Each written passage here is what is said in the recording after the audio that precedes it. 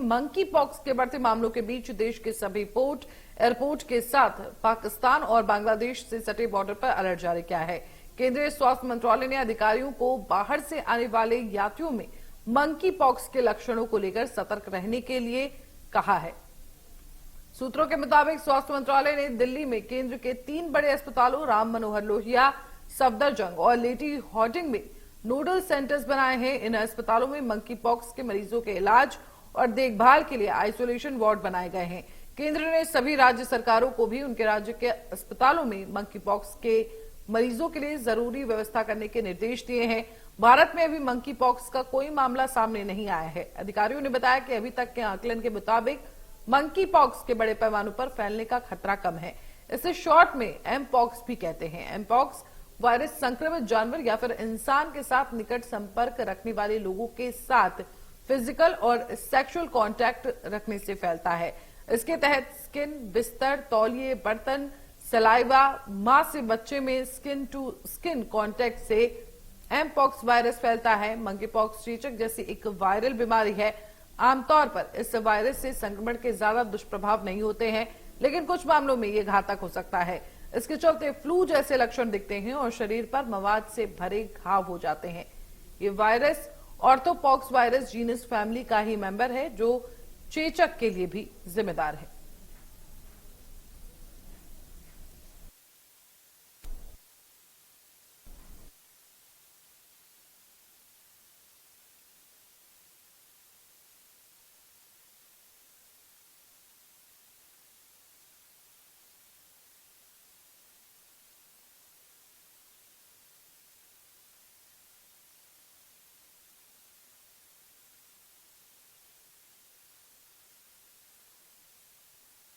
चौथा केस मिला है। वहीं दिल्ली के 3 अस्पतालों में आइसोलेशन वार्ड बनाए गए हैं। तो देश के सभी पोर्ट और एयरपोर्ट पर अलर्ट भी जारी कर दिया गया है। जिस तरह से मंकी पॉक्स फैल रहा है उसको लेकर केंद्र सरकार अलर्ट हो गई है। हालांकि अभी तक भारत में इसका कोई केस नहीं मिला है, लेकिन इससे पहले ही सरकार द्वारा एहतियात बरतने को कहा गया है। इसी के तहत दिल्ली के 3 अस्पतालों में आइसोलेशन वार्ड बनाए गए हैं।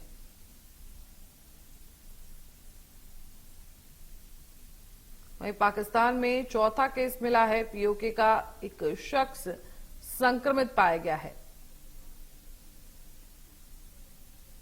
तो कई देशों में मंकी पॉक्स के कई मामले मिले हैं। हालांकि भारत में अभी तक मंकी पॉक्स का एक भी मामला सामने नहीं आया है। हालांकि एहतियात सरकार द्वारा बरती जा रही है पोर्ट और एयरपोर्ट पर।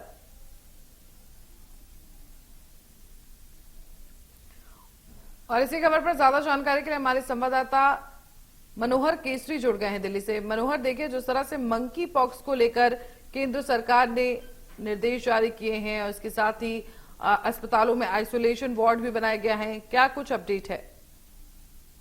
बिल्कुल, 14 अगस्त को वर्ल्ड हेल्थ ऑर्गेनाइजेशन ने इमरजेंसी पब्लिक इमरजेंसी डिक्लेयर किया था। उसके बाद कई दौर की बैठक हो चुकी है। पीएमओ में भी बैठक हुई है। केंद्रीय स्वास्थ्य मंत्री कई बार से लेकर के रिव्यू बैठक कर चुके हैं और तैयारियों को लेकर के एडवाइजरी जारी कर दी गई है। अब फिलहाल अपडेट यह है कि अब एयरपोर्ट को अलर्ट पे डाल दिया गया है। जो एयरपोर्ट के हॉस्पिटल्स हैं, दिल्ली में 3 सेंट्रल हॉस्पिटल्स को नोडल हॉस्पिटल बनाया गया है। राम मनोहर लोहिया हॉस्पिटल, सफदरजंग हॉस्पिटल और लेडी हार्डिंग हॉस्पिटल, इन तीनों हॉस्पिटल में इसकी व्यवस्था होगी। आईसीएमआर के 32 लैब्स को तैयार होने के लिए कह दिया गया है। 6 प्राइवेट कंपनियों को कहा गया है इसके लिए। साथ ही साथ अगर हम लोगों को कहें, देशवासियों को पैनिक होने की जरूरत नहीं है, क्योंकि भारत में अब तक कोई मामले नहीं आए हैं। लेकिन एहतियातन सरकार ने अपनी तैयारी चुस्त दुरुस्त कर दी है। अगर हम देखें तो जो हेल्थ मिनिस्ट्री के ऑफिसर्स हैं उनका ये कहना है कि मंकी पॉक्स का इस बार का जो स्ट्रेन है, जो वायरस है, वो ज्यादा खतरनाक है, तेजी से फैलता है।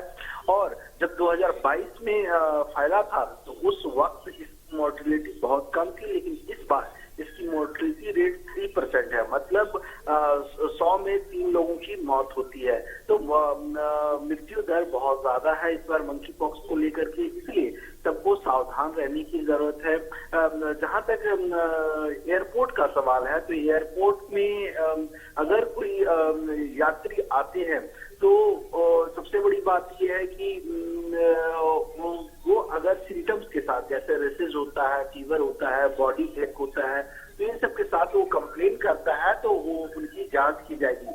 सबकी स्क्रीनिंग नहीं की जा रही है, क्योंकि सरकार का कहना है कि पैनिक होने की जरूरत नहीं है। 2022 में जब वर्ल्ड लेवल पे ये मामला हुआ था तो भारत में मात्र 30 केसेस हुए थे और एक की उस वक्त 2022 में मौत हुई थी। इसलिए डरने की जरूरत नहीं है, लेकिन सावधानी ही बचाव है। जी बिल्कुल।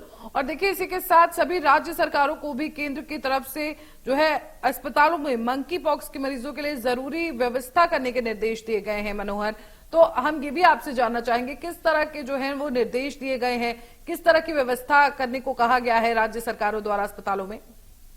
राज्य सरकारों को कहा गया है कि आप अलग से बेड बना लें, उसके लिए रिजर्व रखें। अगर कोई पेशेंट आता है तो उनके सैंपल्स को आईसीएमआर के लैब में पहुंचे। जब हमने कल स्वास्थ्य मंत्रालय में ऑफिशियल से बात की तो ऑफिशियल से मैंने पूछा कि क्या इसके जो टेस्ट होते हैं वो टेस्ट में के लिए भी स्लैब तय करेंगे, उसके लिए भी गाइडलाइंस होगी, ताकि लोग इसकी जांच को लेकर के लूट ना मचाएं, ज्यादा पैसा मरीजों से नाटे। तो उन्होंने बोला कि ऐसी नौबत नहीं आएगी, हमारी जो 32 लैब है वही काफी है, क्योंकि राज्य सरकार भी सैंपल्स इकट्ठा करके उन लैब में ही भेजेगी और उसके बाद रिपोर्ट आएगी। लेकिन साफ तौर से कहना था 2 से 3 दिन में 2 से 3 हफ्ते में मरीज अपने आप जो है तो ठीक हो जाता है। जी ठीक है, बहुत बहुत शुक्रिया।